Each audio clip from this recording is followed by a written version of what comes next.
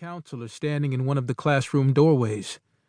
Her pale, wrinkled face was crumpled like she was about to burst into tears. "I tried calling Otis," she shouted to Derrick. "I really did, but he's not answering." "I did too," he said. Otis was the head security guard on staff at the institute.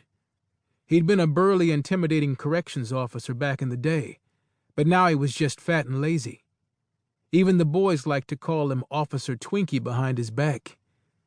Otis was content to hide in the rec room, stuffing his face full of donuts while he watched talk shows on the staff flat screen.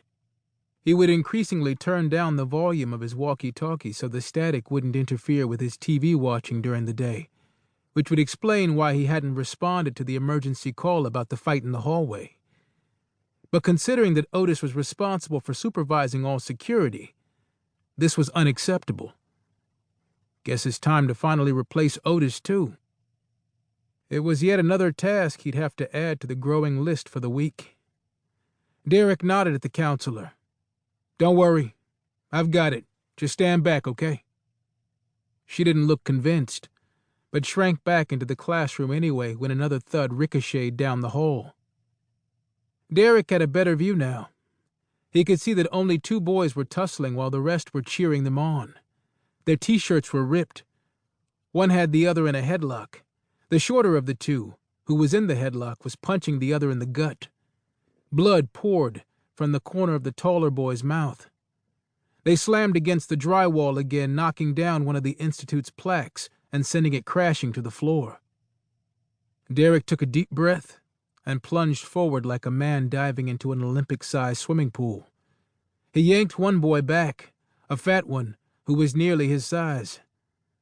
The boy turned with his fist raised and then lowered it when he realized who was standing beside him. "Oh, hey, Mr. Derrick," he shouted, as Derrick shoved another boy aside, then another. Finally, he was in the center of the circle. "Stop this shit, right now," he shouted, reaching for the two boys. The shorter one was no longer in a headlock. His fists were up.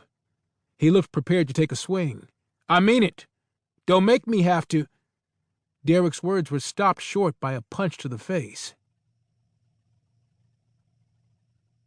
"Hey, baby," Melissa called out as Derrick opened the apartment door. "You got home just in time.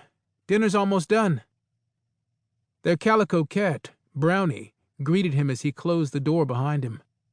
The chubby cat rubbed its head and body against Derrick's pant leg, and he leaned down to rub her back in return, then dropped his satchel to the floor.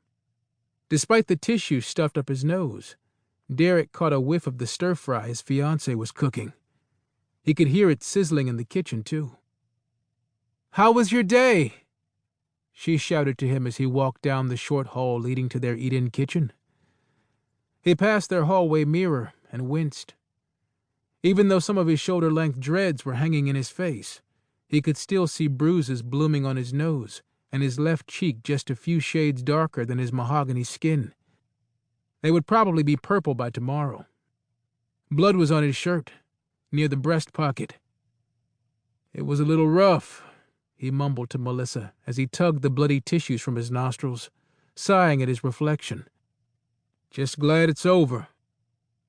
He then rounded the corner and saw Melissa standing at their stove wearing a tank top, yoga pants, and no shoes, slaving over dinner and looking as beautiful as ever. Her long, elegant neck and smooth brown shoulders were on full display thanks to her braids being piled atop her head in a colorful kente wrap. She hummed absently to Jill Scott on their stereo as she cooked, tossing a cup of snow peas into the stir-fry.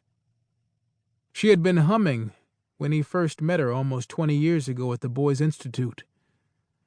That day he'd been sweeping the foyer, one of his daily chores during the 2 years he'd served at the Institute for his assault charge. Melissa had been on her way to visit her father, the Institute's then director, Theo Stone, or Mr. Theo. She had been humming a tune by Aaliyah and bobbing her head to the music. Her eyes had been closed. She'd stopped short when she bumped into Derrick.